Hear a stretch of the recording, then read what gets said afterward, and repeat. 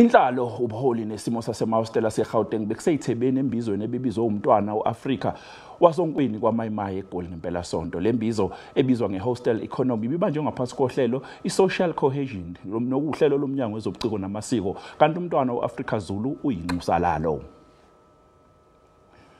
Lembizo induna ikhale kakhulu ngokunganakwa kwamahostela kulesi sifundazwe njengoba zithi amanye awo kuseyizakhiwe ikhumbuza ubandlululo nezabe zakhelwe ukuhlalisa abantu ababuye endaweni ezehlukene zezwe beze ngomsebenzi eGoli. Okunye okudingidwe kakhulu amathuba omnotho ebantwini abahlala emahostela njengoba kuneminxa eminingi ezamaciko azinze kuwona.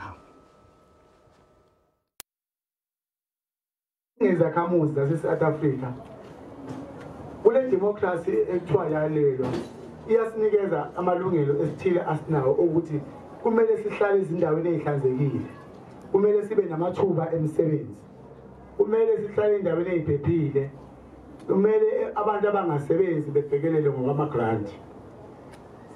Kodwa njengamanje siyazi ukuthi isimo asikho kanjalo ngokuphelela. Yingakho-ke ngingathatha i-initiative ukuthi asibhekane ngqo nenselelo ngoba njalo bengiya ku-TV ngiyokhuza izenofobia.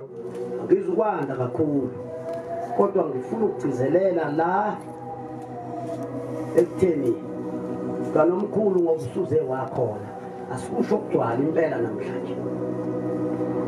Umzima obuthwelwe izinduna zamakhosi ungaphekwa lokhu ukuchazeka la. Induna ivuka ebusuku sekufa abantu sebebulalela, ithi yalapha ifika ibulawe nayo. Ayina vest, ayina lutho. Iya ngobuso nje ithi yobheka isigameko.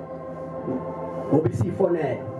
Ithi saya khona kuthiwa nayi lento ibulawe. Useyibalile ke idube. Nami nginehostela lapha na eMarian Robert.